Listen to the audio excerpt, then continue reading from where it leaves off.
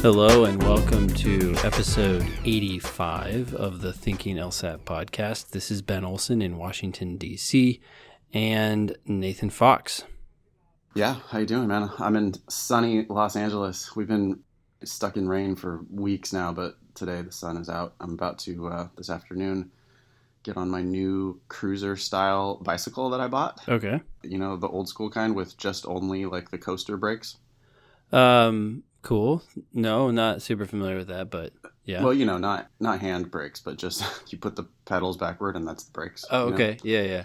And I'm going to go with a friend and bike down to Venice Beach, and Santa Monica Beach, and everything. So I'm excited about this afternoon. Yeah. Nice that the sun finally came out. Yeah, it's been unseasonably warm here. It's like 60 out, so that's everybody's outside and yeah, nice. Enjoying it. Well, today we have some emails, as always, and we'll probably get to a logical reasoning question as well.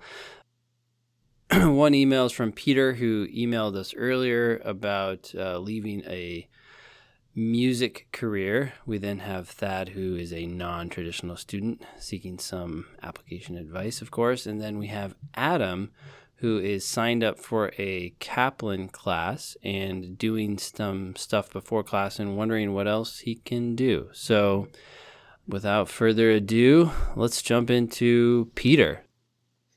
Peter emailed us earlier and basically got in the 164, right? And was wondering whether he should apply this cycle or wait until next cycle, given the fact that he thought he could do better. And I think we told him that he should wait because he might end up getting some offers and then be tempted by them. Despite that advice, it sounds like he went ahead and did apply to... He got suckered in by the $60 free application that Temple was offering him. That's right, Peter. So $60 for a big career ahead of you tempted you to apply to Temple. Which, hey, that happens. So, okay. So you applied, and now he has a question for us because he not only got in, but he got a full ride, which is $90,000 over 3 years. And yeah, it's going to cover his, fees there, right? Or maybe even books. Mm-hmm. He says in-state tuition is only $27,000, but he's getting $30,000 a year. So he's, there's a little extra there to cover books or something, fees. Yeah. And then he also says that the redistribution each year is dependent on a 2.5 GPA. Yeah. And it's really important to make sure you look at those renewal requirements, because a 3.0 renewal requirement can actually be very difficult if the average GPA at your school is 2.7. Sure. Yeah. But I think these 2.5 redistribution deals are pretty easy, or at least it gives you an easy call. Because if you don't have a 2.5, you need to drop out of law school. That's right. For real. Yeah. I mean, that's a no-brainer, yeah. Isn't it? You're not doing well. You're not doing well. You need to drop out instead of, if he got a 2.4 in his first year and then they were going to take his scholarship away, he would just be an idiot to write that check for $30,000 the next year. It's a good safeguard. It keeps you from wasting more of your life. Yeah.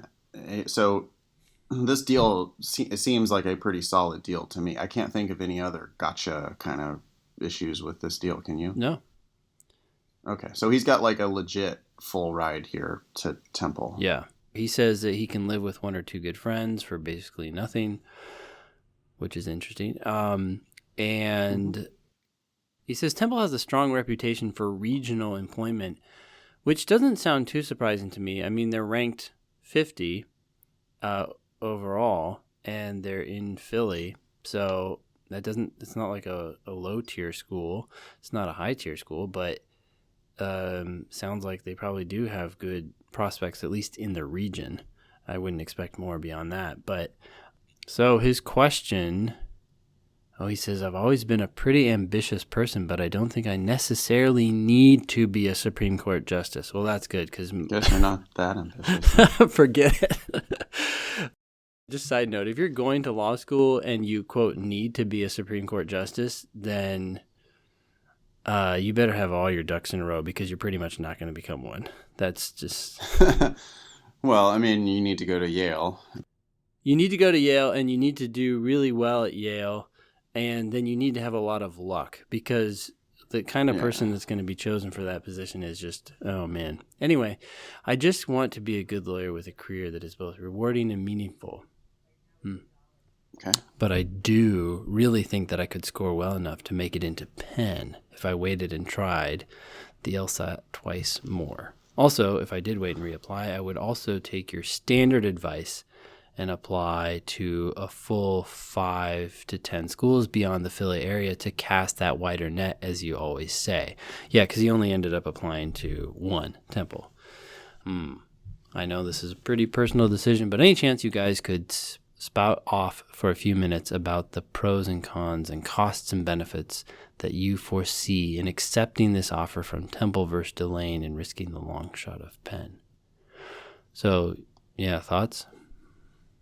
First of all, we never spout off. We're not spouting off here. This is, solid gold advice.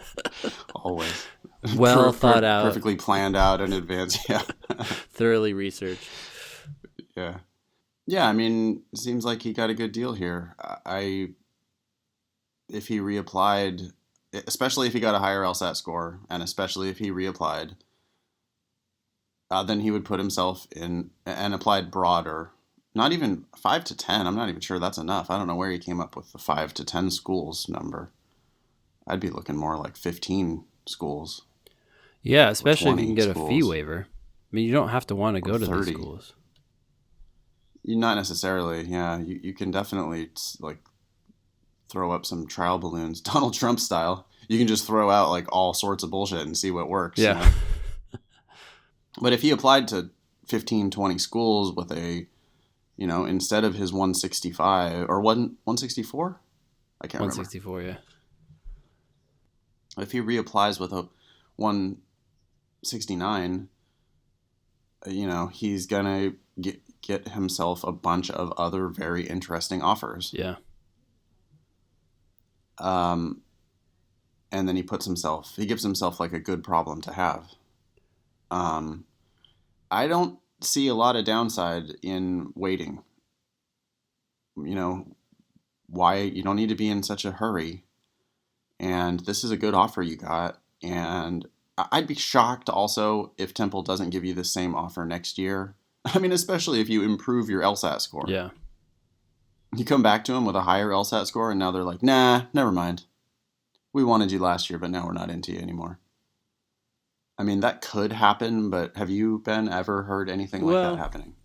I guess I'm trying to think about it from their perspective. And if he comes back with a higher score, I think if I were Temple, I would be thinking that he didn't accept it last year and he now has a better score. So the chances of him actually going to Temple seem lower to me. And so I would be a little hesitant to offer a full ride again or even accept him at all because I'd be worried about the yield. Yes, that's a hypothetical concern, but have you ever heard of that happening? Well, I haven't heard of that happening, but it's not like I'm out there asking people and surveying people. I mean, the reality is that they have to protect that. And why would you accept someone who is very unlikely to go to your school? I think you might be overthinking it. I don't know that they're going to even remember. I don't know how big Temple is, but let's say it's at least 100 students, probably more like 200 students. They need to fill those seats. They also are very concerned about their LSAT and GPA profile because that's another metric on which they are ranked. Yield is part of their ranking, but LSAT, I gotta think, is just as important for ranking or maybe more important. Also, they're trying to admit people who are going to be good lawyers and who are going to go out and be very successful.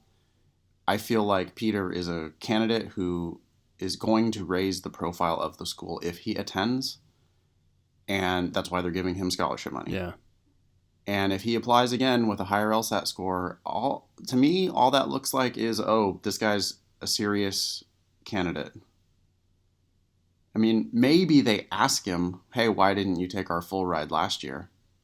But if they ask him that, why doesn't he say, "Oh, I just wasn't ready. I decided to take another year to decide what I'm doing with my life."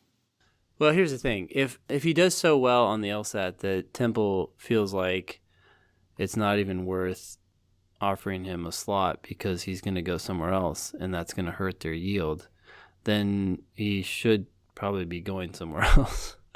I mean, if it's that good anyway, it's probably not much of a loss.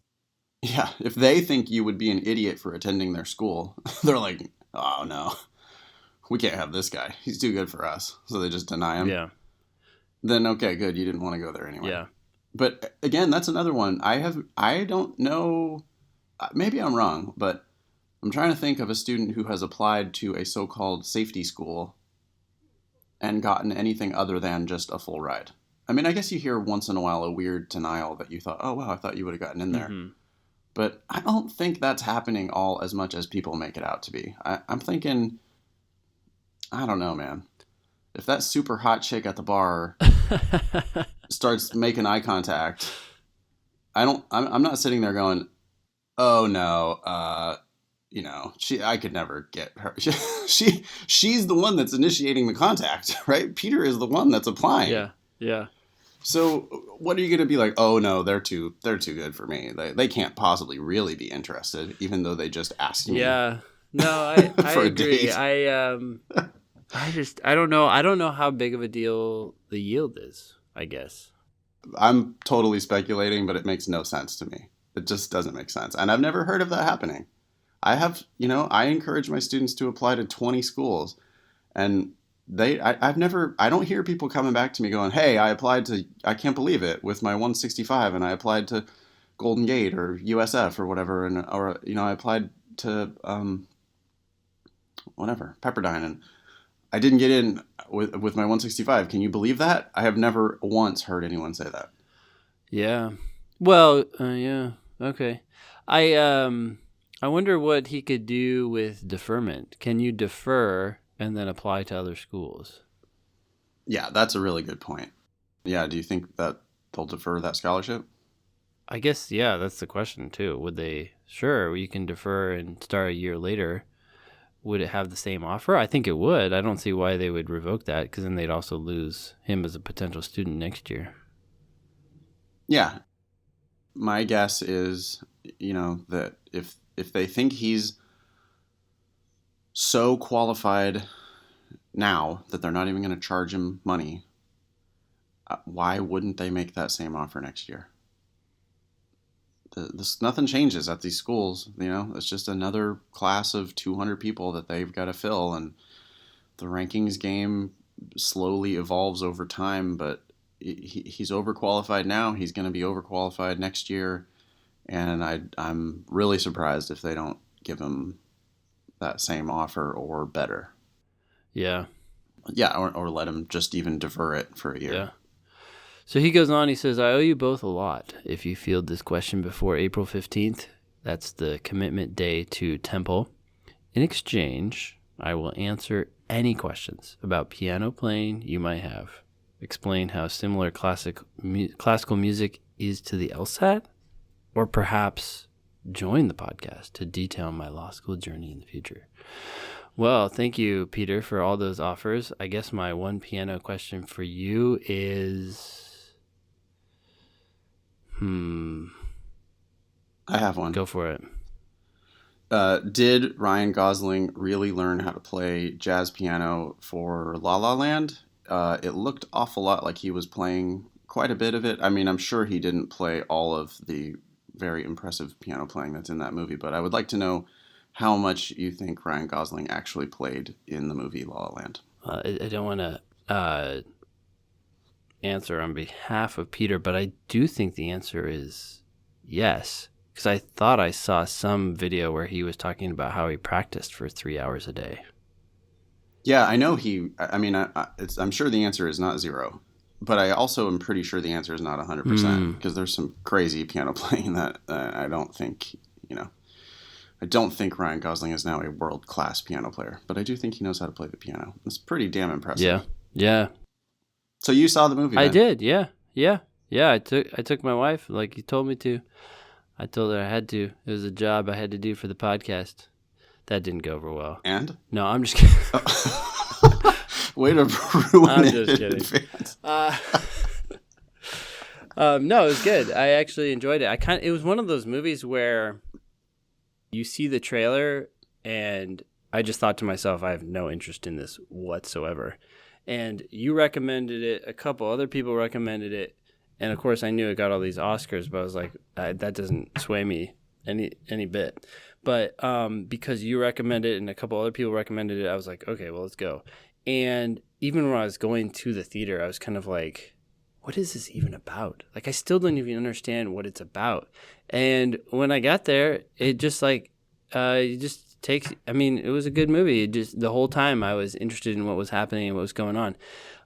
Yet I have the opposite experience with a lot of movies too. You know, some trailers I'm like, oh, I've got to see this movie. I can't wait until it comes out. And then it comes out and it's like 3% on Rotten Tomatoes. And you're like, I don't know who made the trailer, but probably there's someone different than whoever made the movie because it looks cool, but it's awful. I generally try to avoid trailers and reviews. And I mean, I'll look at Rotten Tomatoes just to see the ranking. But if the number is really high on Rotten Tomatoes, the odds are really high that I'm gonna love it. And so I'll just, I knew La La Land was a musical comedy, musical romance kind of thing, and I would not describe myself as, oh my God, I love musicals or musical theater or anything like that. That's not really what I'm into, but I love good movies, and I just knew it was going to be a good movie, or it seemed very likely to be a good movie. And so then, because I mean, I'll watch anything that's good. I never understand when people are like, oh, I don't like documentaries, or oh, I don't like this one. I don't like science fiction. Like, okay, but there are good documentaries, and there are really good science fiction movies, and there are good movies in like every genre. Yeah. So that's, anyway, if you don't know anything about La La Land, go see it if you can. You'll make your life better. Just do it. Speaking of La La Land, Matt from DC, who we talked about last time, do you remember he's the one who asked if you've ever cried about the LSAT? Oh, and yeah. You said no. And he wrote me an email after the episode came out, and he said, but he did tear up in La La Land. And I said, yeah, you're right.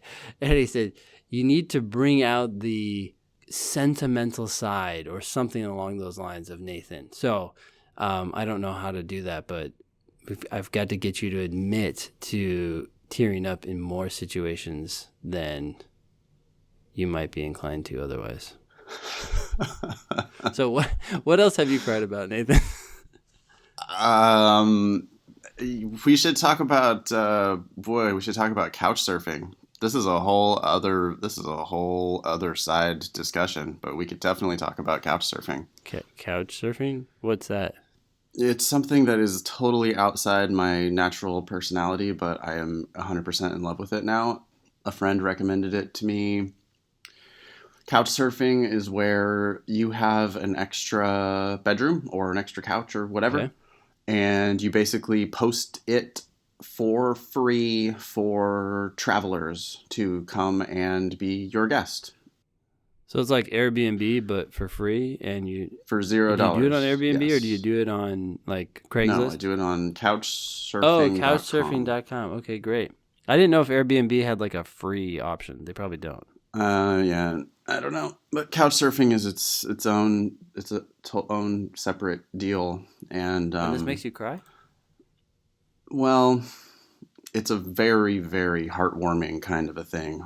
You'd have to really, I guess you'd have to just do it or meet some people that were doing it, because I've had now 30 probably different travelers from all around the world who have come and stayed with me. Mm-hmm. And it's an awesome like exchange program. Like I'm like walking around LA with people from Russia and Poland and Germany and Brazil and Belgium and Slovenia, and like I have friends around the world now instantly because of this. Yeah. So there's one thing about it that's awesome.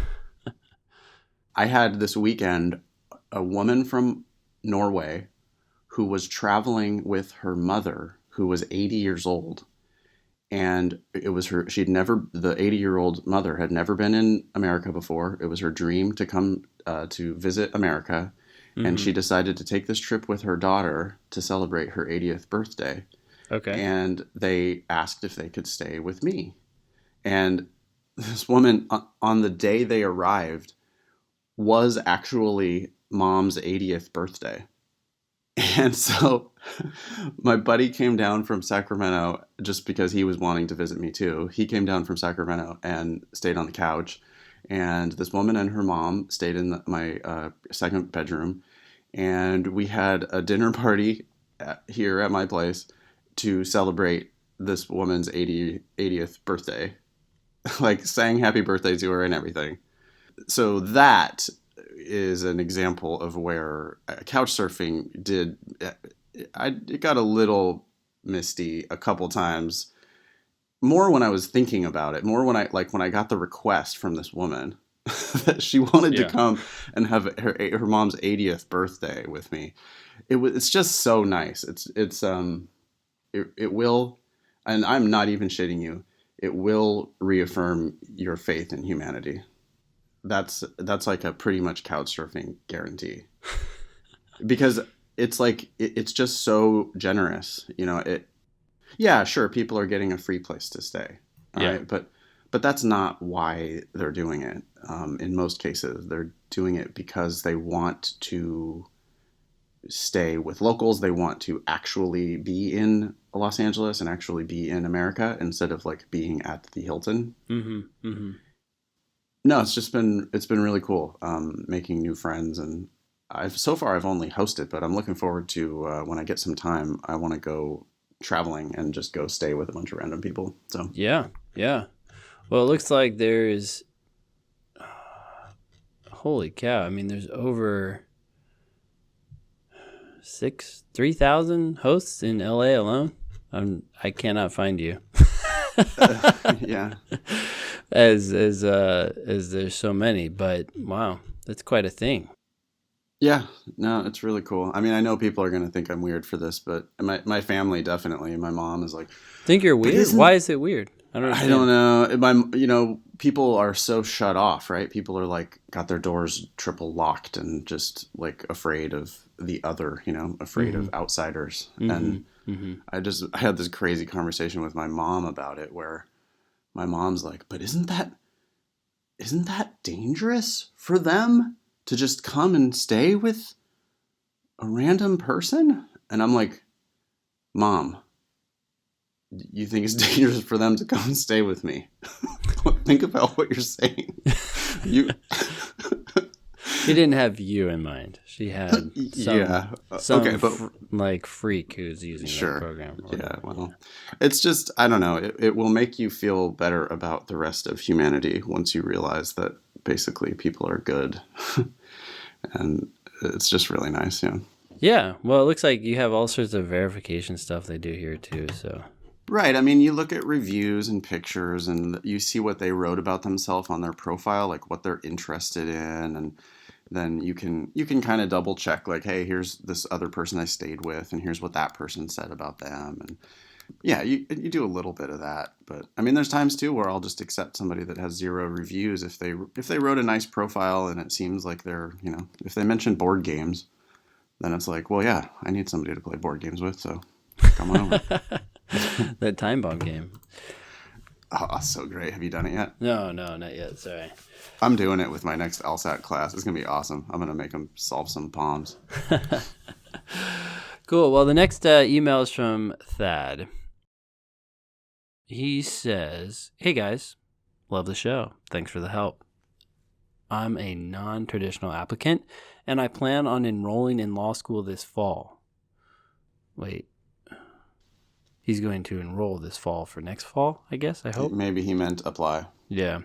But then again, maybe not, man. I get so many calls from people like that are still. I was talking to a guy yesterday who's thinking about taking the June LSAT and going this fall. Yeah. And it's like, well, if a school is accepting the June LSAT, they're desperate for students and not a good law school. Yeah. Yeah, that's concerning. Yeah. At 34. Wait, at 34? Is that what makes him non-traditional? I don't I consider guess. 34 that old, but No. okay. I mean, it's not the norm, but Yeah. okay. I've decided to leave my acting career for a career in law, despite all your warnings. Okay, at Okay, least so he now knows that. non-traditional, right? Yeah, We don't get a lot of actors that are going into law. yeah. I was always a good student, but I have been out of school for quite a few years now. My question is, would you recommend a 1L prep program for someone in my situation? And if so, which one? Barbary, PowerScore, etc. Oh, I didn't know PowerScore had one. Any other tips on how to spend my pre 1L summer besides reading and relaxing? Oh, so he's already applied and been accepted, it sounds like. Yeah, that's what it is. He's asking for the summer. What do I do? Do I do one of these pre-law prep programs? Yeah, thanks again. Your show has been great resource for me. I only wish I had found you before I dumped a chunk of money on a Kaplan LSAT course. His words, not ours. Okay, I would say I would be very skeptical of any of these classes. I'm not opposed to getting ready for law school. One book that I recommend to a lot of students who have been accepted is Getting to Maybe. It's a book that I read in law school. It just talks about what law professors are looking for when they're testing you on an exam. And I found it very helpful as I navigated my second year in law school. And I kind of wish I had read it before my first year. Other than that, I don't know. I guess these things can't hurt. I just don't know how much they're worth the money. What's your thought? Sounds miserable to me. Yeah, coming from people who don't practice law anymore and don't want to have anything to do with Yeah, law school. yeah. But yeah, I agree. Law school's already way too long. I mean, I was bored out of my mind all 3 years of law school, and you're just making it a little bit longer and a little bit more expensive. I agree with Ben's advice about reading Getting to Maybe. I think that should be required reading. I think the school will also have a stack of books that at least Hastings did, had a whole stack of books. Unfortunately, Getting to Maybe wasn't one of them, Hmm. but it was more like a bunch of kind of overly romantic movies, overly romanticized books about, Supreme Court justices and that sort of thing. I think it was meant to be inspirational or something, but Oh yeah. you could read some of that. Some of that stuff is kind of cool, like the Jeffrey Toobin stuff. Oh yeah. No, Jeffrey Toobin, he's a really good writer too. Yeah, So that's the thing. Jeffrey Toobin is a really good writer, so you could check that out. But yeah, get some sunshine, get some exercise, get your ducks in a row, maybe. Like just sort out any personal issues or house issues, or you know what I mean? Like yeah. that wall that you've been meaning to paint.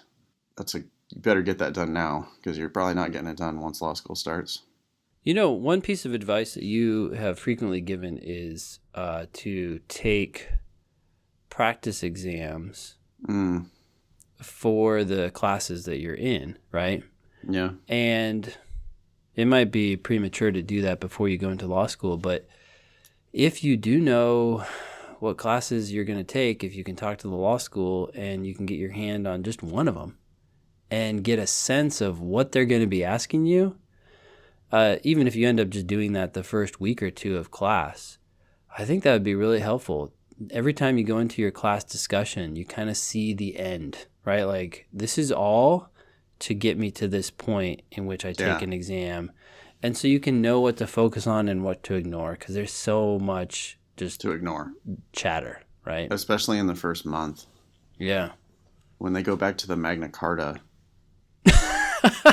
you know, and Blackstone and all that shit. It's like, okay, this is not part of the final, really.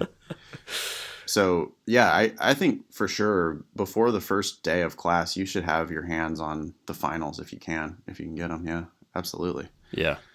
What about getting some of the reading for the class too? If you can get the professor, if you know your professors, or Yeah, depending on the school. Hastings, they wouldn't do that. They wouldn't tell you what your professors were going to be. But at a smaller school, you might be able to figure it out. Like everyone takes torts from Professor Johnson. Yeah. If that's the case, then you could go get Professor Johnson's syllabus from last year probably pretty easily somewhere off the website or from a 2L. Sure. Just talk to somebody there. Yeah, for sure. Get in touch with 2Ls, yeah? How about that? Just get in touch with 2Ls at your school, rising 2Ls at your school, and say, hey, can I have all your shit from last year? Yeah. And then start looking at all that stuff and then realize how excruciating it is, and then don't go to law school at all. There you go. That's what you need to do. You need to pick up one of these books that you're going to have to read for the next 3 years and realize that it was all a big mistake and that acting in commercials is totally fine. Commercials? That's insulting. Hey, he's an actor and he's leaving his career. How about his pseudonym? I like his pseudonym. Yeah, Thad Homonym, sorry. Thad Homonym. Yeah, that's pretty funny. Pretty good. Yeah. Sorry, Thad, I'm making assumptions about your career in acting right now. But no, that's a good one. And plus, I do feel like, at least for me, I came from an econ major. And so it was just all math. And the amount of reading my first semester was a little overwhelming. I just couldn't believe. I was like, oh my gosh, I got to read this case and this other case before the next class. And I mean, eventually I got used to that. But it's also just not interesting reading. Well, you might say that it's interesting if you're into this sort of thing. But it's also really poorly written reading, it's right? so poorly written. I mean, it's the so cases dense. are archaic, and then the professor who's giving you commentary on the case, a lot of times they use big words. They do everything that successful attorneys don't do. I mean, they do everything that attorneys do, but they don't do what successful attorneys do. And successful attorneys don't use big words. They sound like journalists, and that's why they're successful, but there's very few of them. In any case, it might be good to read some, and then when you do actually have to start reading it, you're a little familiar with what's going on and what the structure is. Yeah, I mean, get the stack of books from the 2Ls. Take the first half of that stack, like the first semester stack, put it in a backpack, although it probably won't even fit in a backpack. So you're going to have to get one of those dorky rolling ones, the rolling backpacks. Get one of those. And then like a nerd, go to the library and put them all on you want to lift with your knees, not your back. You want to make sure you lift with your knees when you lift this stack of books up. Thanks. And put it on the table next to you, and then try to read some of it and fall asleep. And then you'll know what you're getting yourself into. Yeah, and when people come up to you and be like, hey, you're in law school too? You can be like, yeah, I'm so cool. Yeah, find out that does not get you laid, ever. and then quit. Drop out. And save yourself, because if he hasn't written his first semester check yet, right? He probably can't have yet, can he, in February? He's put down some deposit, right? Some deposit, but please don't let that $1,500 or whatever convince you that now you need to spend 100 times that much. Yeah. Yeah, all right. So I guess we're not really big fans of these 1L prep programs. No, although we're not saying no to prep. We're saying get some good books and go at it. Yeah, save some money. Don't force yourself into this, and really, get some sunshine and some exercise and some relaxation, because it is going to be a long grind once it starts. Winter is coming. Winter is coming. Yeah, dude, seriously. All right, cool. Well, so then we have an email from Adam. And what's Adam's situation? Adam says, "Hey guys, really enjoying listening to your podcast. I've registered for the Kaplan LSAT prep course and on track to take the test for the first time in June. I've been using the resources on the Kaplan website to quiz myself and study before the class starts, been listening to your podcast and talking to as many lawyers as I can. The question I have is," people shouldn't say that, by the way. The question I have is. True. Extra wordiness. You should just go ahead and say, "What else can I be doing to prime myself to be a complete package in my law school applications? I studied journalism at Auburn University, but I've mostly been working as a carpenter at a couple different cabinet shops since I graduated in 2015. Wow, that's awesome. I'm sure the first thing I should do is get a job in a more relevant field. But would you recommend a law office, something in journalism, volunteer work, or what? I've heard you say that what you do post-college is important in the application. No, not when you graduated in 2015. Not really. So any tips on what to do for the next year while I attack the LSAT would be appreciated. If you've addressed this in an earlier episode, let me know where and I'll give it a listen. Oh, that's nice, but I don't know. I have no idea. Thanks, Adam. Well, okay. So a couple things. One, applying as a carpenter will certainly set you apart. That's so interesting. Man, I'd love to read a personal statement about carpentry. Sure. I wonder what he's doing there and if it's something that he can talk about or excel in a way that would be noteworthy. Oh, man, what a good way to demonstrate your, focus, detail orientation, mastery of sort of arcane skill. Yeah. Now, maybe Adam is not passionate about carpentry and he's really passionate about journalism. If that's the case, then I would go get something in journalism and I would try to excel at it because being a lawyer is being a writer. It's something that's definitely related to the law. And just in the last thing that we were talking about with Thad's question, good lawyers write like journalists. They use clear language. They are to the point, and it makes sense what they're saying. But I don't think you should pursue journalism unless that's your passion and carpentry is not. Otherwise, stick with it and show that you've been there for a while and you've excelled at it. I think that a lot of times people have things on their resume that are short. And the question is kind of like, okay, can you stick with something? Can you stick with law school for 3 years? Can you stick with a legal career for 40? You were a carpenter for a little while and then you went and did something else. It kind of just looks like you're drifting, So I would really base it on what his passion is.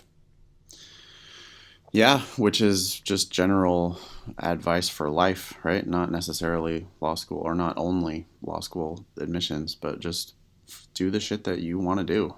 Yeah. You only live once, Yeah. If there's something you want to write about, go write about it. If you are really enjoying, if there's some interesting cabinet projects you can work on those. Volunteering, I don't think you should ever volunteer just for the purposes of an application. So many people do that, and it's very transparent when they do. If there is a volunteer organization that you're passionate about and you want to get legitimately, passionately involved in it, then do that. But if you're doing it because you want to pump up your law school application, that's the wrong route. Yeah, you don't want to become more like everyone else, right? So many people totally. Apply as paralegals, and they're like, well, I think this legal experience is really going to help me. And it's like everyone else. No, it just makes you like everyone else and therefore undistinguishable. In which case, you got to work even harder at that law job to have something to talk about and stick out for. I mean, maybe if he takes that law job and realizes that it sucks, that's usually what I tell people. It's like, hey, if you are going to get this law job, it's because you're trying to begin your legal career. Yeah. Right. So you go get a job as a paralegal in some sort of law firm because you think you want to be a lawyer. And so now you're checking it out for yourself and you're trying to make contacts for yourself. And you're working on maybe trying to find an area of legal practice that you think you're interested in. Yeah. But that's all for you. That's not for the law school applications. That's for you. It's for you to see exactly what attorneys do all day and just how miserable every single one of them is. Right? Right. Except for like two of them. And if you're like those two, then you should go. If you're like everyone else and you don't want to leave, then don't go to law school. Yeah. Yeah. I had a this is a side note, but I had a beer the other night with this dude who I went to Hastings with. We were actually in the exact same year at Hastings, but Hastings is so big that we didn't even meet. Mm. Well, that, and I was in the back of the room, like not participating. But he's a super cool guy, and I'd never met him before. But we just I knew he was in LA, so we hooked up for a beer, and he's a success story from Hastings. Okay, like he's working at a law firm in, I don't know, Brentwood, Beverly Hills now. He's a tax attorney. Yeah. And he worked his ass off at Hastings, and he did very well. And he still like struggled mightily for jobs when he graduated. Mm-hmm. He got one of those cheesy fake jobs, like working for Hastings so that Hastings could pad their employment stats. Mm-hmm. But then he found legal work and, just was grinding it out for a while, making like nothing really. But he did really well and sort of got promoted. And now he is making a kind of big law sort of salary. Yeah. But he still is 6 figures in debt from law school. And, I think let's see, we graduated in 2011. So he's a solid, 5 years or more post-graduation. And now he's finally making a salary where he can pay, start making a dent on the student loans. Yeah. Yeah. And I don't get the sense that he super loves what he does every day. That's the winner in the game. Mm-hmm. Or that's one of the ones that actually made it. Because I think something like probably half our class is like not practicing law at all. So there's a zillion just losers, and then very few winners, and even the winners are like not that happy with what they're doing. Yeah, except for like 2 of them, like you said. Yeah, who love it. Right. Well, no, that's an interesting story. Yeah. Sorry to get super depressing on a side story, but I did think while you were talking, maybe this is just life, right? Like, maybe it's law is reflective of society generally, which is why Thad is leaving acting, Peter is leaving music, and our carpenter friend is leaving carpentry. Yeah. I don't know. The grass is always greener, right? Somewhere else. Not for me, it's not. I'm not leaving LSAT teaching. Yeah, no, that's true. We're lucky. We're one of and that's the thing that happens all the time too. People like finish the class and they're leaving and they're like, I don't know how you do this every day. This is the last time I want to talk about or think about the LSAT ever in my life. So I guess you just got to find what you like. Well, yeah, but see, I think now we're onto something. Like this is maybe the key, right? Find something that you love, especially if you can find something that you love that nobody else does. Sure. Yeah. I mean, because that's when you end up with just this amazing, perfect fit career where you're doing, you get to provide value to your students, Ben. And, they're like, oh my God, I can't believe this guy. Like, 1, he's skilled enough to do this. And 2, he actually enjoys it. And, he's good at explaining it. And like, holy shit. So Ben has like a talent that other people don't have, and he loves it. And so then he ends up having a very, successful little business out of the whole deal. Yeah. Maybe that's what it's like for those 2 lawyers too, right? My buddy Nikki, who came on the show, who is a rock star immigration lawyer, and I would never be able to do the shit she does every day. Mm-hmm. But she legitimately really loves it. And so then she ends up being very happy. Yeah, I wonder if she must be busy now, huh? I think she's never not been busy. I mean, she's just like a real lawyer. But yeah, of course, with all of everything up in the air. Yeah.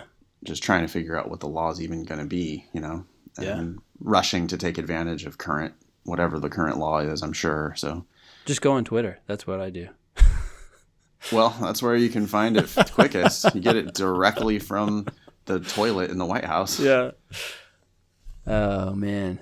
Well, I yeah, wasn't no. I wasn't calling the president a toilet, by the way. I was saying he's probably tweeting while he's on the toilet. That's what I Oh, we're meant. gonna get all that hate mail from all those Trump supporters now. Yeah, totally. All right, so no, I think that's it. That's the key. Make sure you enjoy what you do, and that's gonna make it easier to do it and thus do well at it, right? Like really, success just comes down to a lot of times persistence, and if you like it, then you'll persist. If you don't, then you won't. Yeah, I mean persistence, but don't persist in something you don't like. You know. No, yeah, the persistence is a consequence or an effect of the fact that you like it rather than the reverse.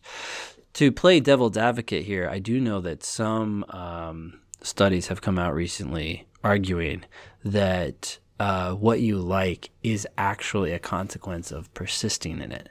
And so the advice that we are giving is essentially garbage, and that if people want to like something, then they should persist in it, and that persistence will eventually lead to them liking it. I hope there's some sort of middle ground there, but there's got just something to keep in mind. Well, I mean, it can be both, right? Yeah. It can, that thing can go both ways. Causation can go both ways at the same time. So Yeah. it is possible that both of those are true. But if you actively dislike something, Mm-hmm. if you're miserable doing whatever it is that you're doing right now, and if there's something else that you think you could be doing, boy, I just can't imagine not taking that opportunity. Yeah.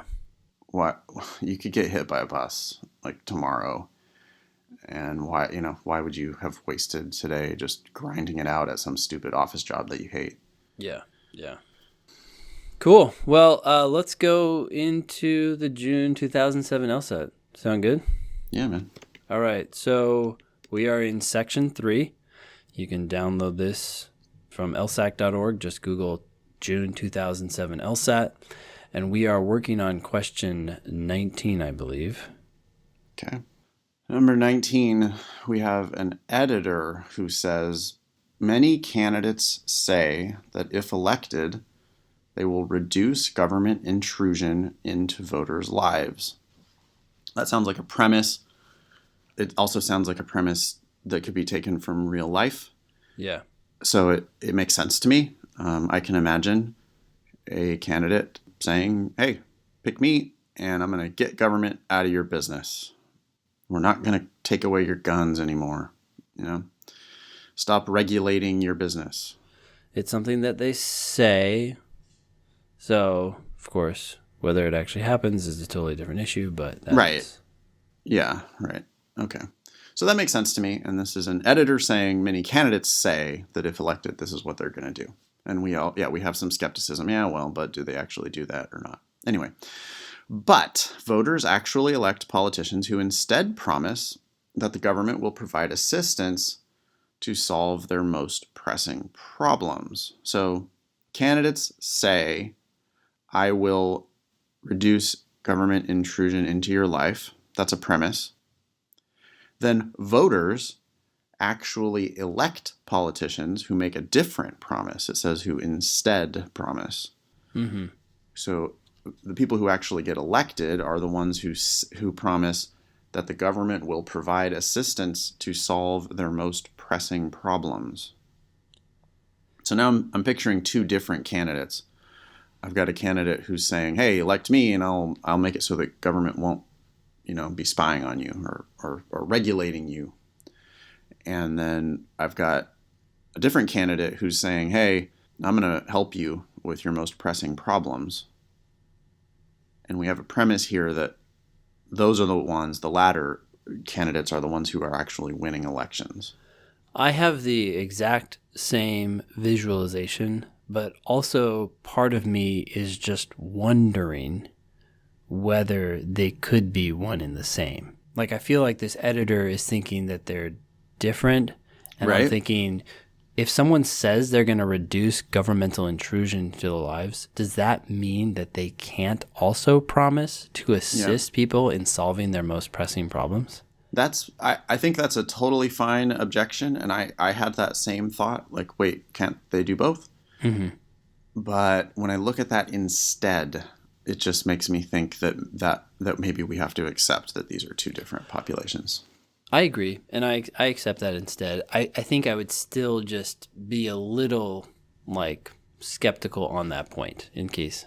Yeah, well, we're going to be flexible in our thinking, right? But when we're always just going to retain these little grains of skepticism, we're Hmm. always going to say, but what about this? What about this? What about this?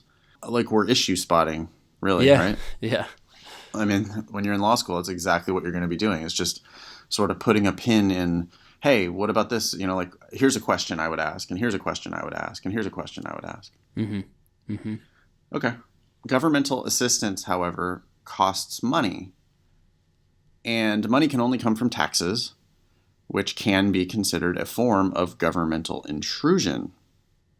So I get what they're saying here, right? They're saying, hmm hey, you're electing people who are promising to solve your pressing problems, but when you do that, it requires taxes, which is in turn governmental intrusion. So this is now, to me, reinforcing the gap between these two different types of candidates.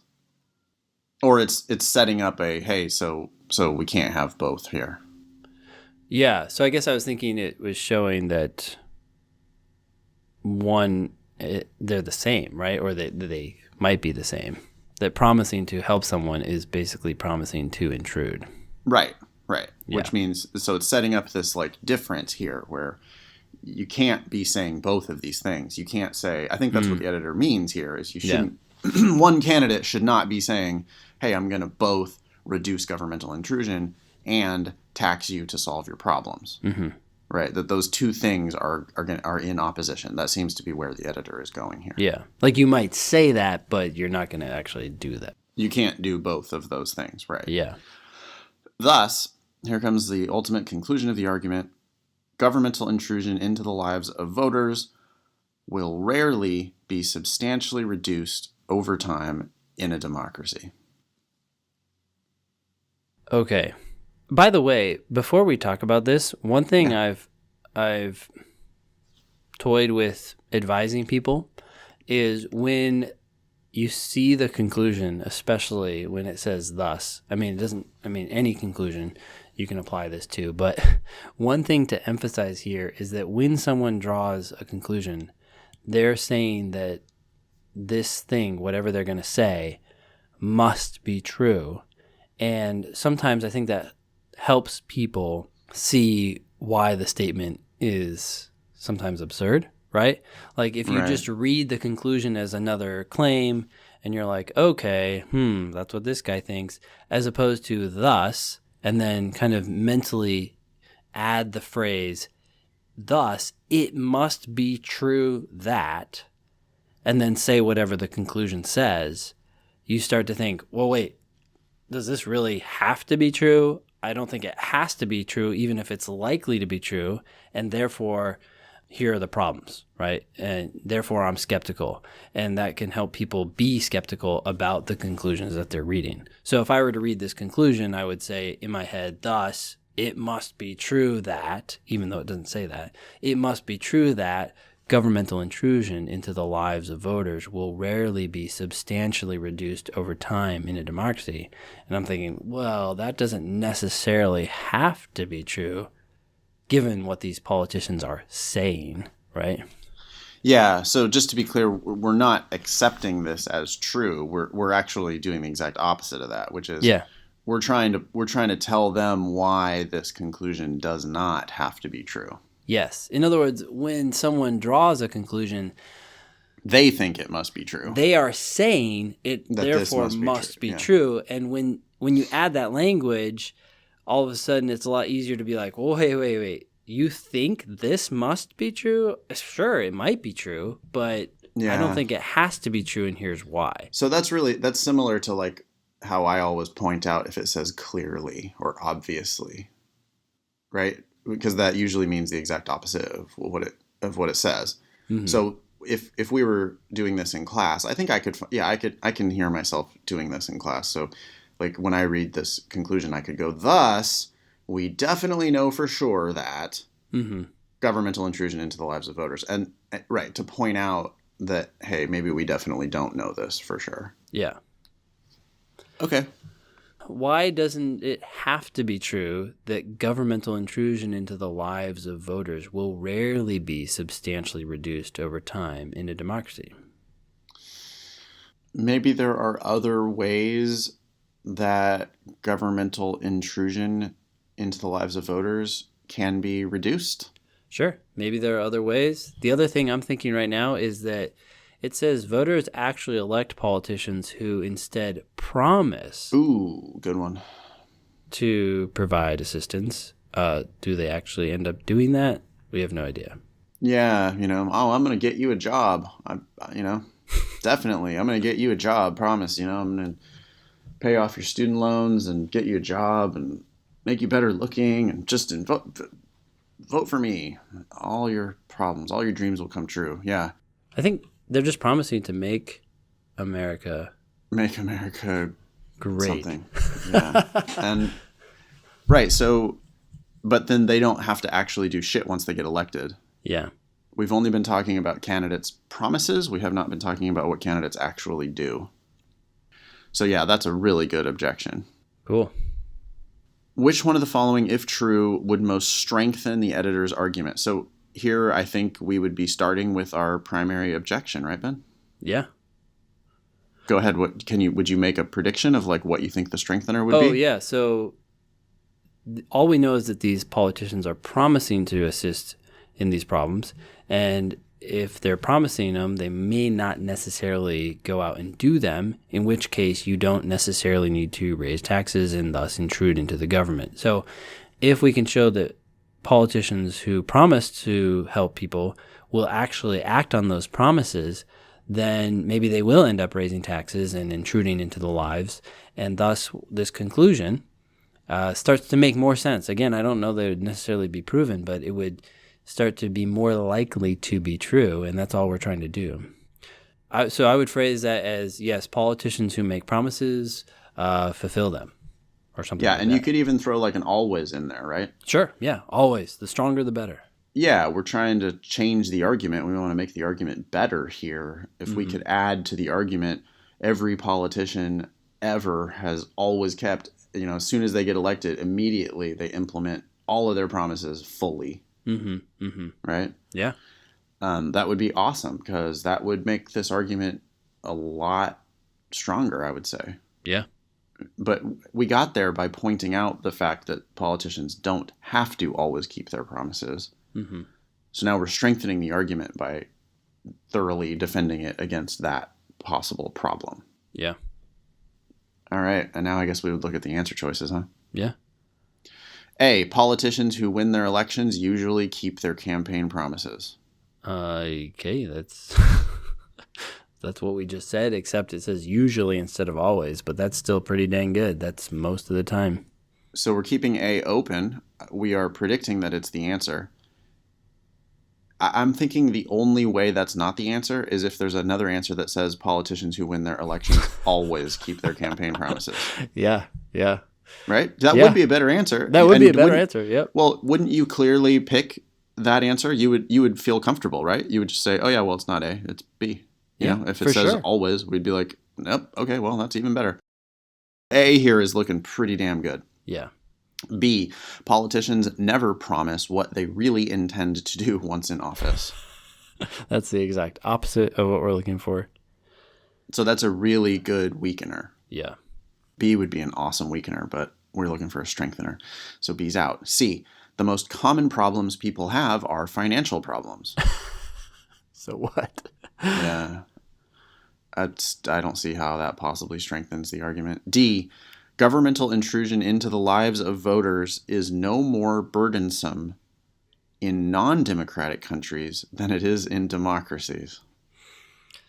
That's absurd. It's like a distraction. The argument is about whether or not government intrusion will go up or down. Whether that's a burden or not a burden, or a problem or not a problem, is irrelevant. Well, and we also are only talking about democracies. We are not talking about non-democratic countries. They're not relevant here. Yeah, sometimes it's funny. These answer choices seem so out of nowhere, Sure. And I have to commend the test writers because sometimes in class, right, I'm sure you'll get this too, I'll just be like, oh, D is absurd. And then someone's like, well, if you think about this and that and this, and you're like, wow. So I can kind of follow your line of Right. reasoning. You're wrong, but I can see where you went, and somehow the test writer Yeah. anticipated that sort of train of thought and wrote the answer, and then people pick it. So it's interesting. I don't know how they do what they do, but Yeah. Yeah. It's amazing. This is also the longest answer choice, so they're wasting your time here. They're giving you words like you could just jump on some word that you think you like, and pick it. sure, government intrusion, right? Like, hey, Right. Oh, well, I it saw says that. governmental intrusion. Yeah, and it's also sometimes don't you get the student who picks an answer that they didn't really understand? Sure. Oh, I thought that was it because I didn't really get, I didn't get it. I don't understand. I think they're trying to trick me, so this is it. So this must be the one. Yeah. A, yeah, I saw how that helped the argument, but D, it was so confusing that I figured it must be the right answer. What is it even saying? Okay. Yeah, I mean, so that's always wrong. That's just never the right way to solve one of these questions. You got to pick answer choices that you understand. Yeah. That's a basic premise. Now, to the exception there, of course, is if you know the other four are wrong and you don't understand the fifth one, whatever one that is, then pick it. But don't pick it because you don't know. Yeah, that might pop up on an accept question. Sure. Right? If we were looking for 4 strengtheners and 1 non-strengthener, the non-strengthener could be written in Latin, and that you could pick it as long as you knew the other 4 did strengthen the argument. Yeah. Yeah, that's not that's not what's happening here. This is just a bunch of bullshit. So D's out. E, politicians who promise to do what they actually believe ought to be done are rarely elected. We have no idea what they actually believe. And so this is talking about a smaller set of politicians than we were talking about initially. What they believe was never mentioned in the argument. I don't see how what the politicians believe is actually relevant to this analysis. The argument had a big hole in it, which was, hey, these politicians don't have to do what they say they're going to do. A perfectly fills that gap. And so number 19, the answer here is going to be easily A. And this is one where, boy, that question's a lot easier if you make that good prediction, right? Yeah, it's a lot easier, and it just proves, I think, maybe it doesn't prove it, but it strongly supports this process of just sit down and take the argument to task. Right. And then go into the answers. So many people read the argument and I say, do you get it? And they say yes. And then you say, well, what's wrong with it? And they're like, I don't know. But it's a strengthening question, which means there's something wrong with it. So figure it out. And you don't really understand it if you don't know what's wrong with it. Or at least have some sense of like, that area is not cool. Yep. Yeah, I like that. I'm going to start saying that. Like, okay, do you understand it? Yes. All right, what's wrong with it? I don't know. And then I'm going to go, well, then you don't understand it. Yeah. If you're not pissed off, it's like the bumper sticker. What is it? The bumper sticker? If you're not outraged, you're not paying attention. Oh, yeah. Oh, that's a good one. That's a bumper sticker. Oh, apparently I don't read enough bumper stickers. Yeah, but that's the case here. Not that you have to actually be outraged, but you should be pointing out that these politicians don't have to do what they say. Yeah. That's a very reasonable objection to this editor's argument. And I like to sort of feign a little bit of outrage here. It's sort of like makes it a game. Yeah. You just picture yourself going, wait a minute, Mr. Editor. What about the fact that politicians don't have to do the shit they say they're going to do? And then that it just makes the answer here, A, so clear. Now I get to barely even spend any time at all with B, C, D, and E. Yeah.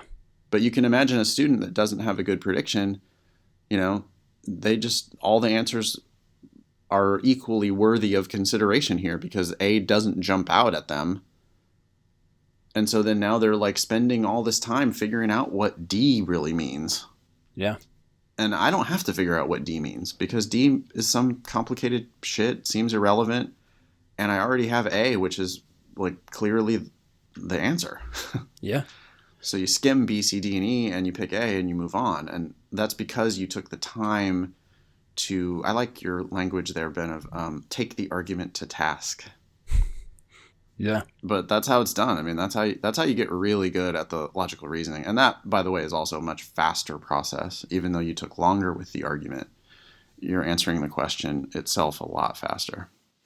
And to be fair, if you're just starting out and you look at an argument and you can't figure out for the life of you what's wrong with it, and so you feel like, hey, this is just taking way too long, that's only because you're just starting out or you haven't tried to do this before, and you have to go through that process of getting good at analyzing arguments so that you can do it eventually in the long run, and it's not even that long, but in the end, it's going to be the faster process. It's just maybe right now you have to like bang your head on the wall a little bit to think about what's wrong with it.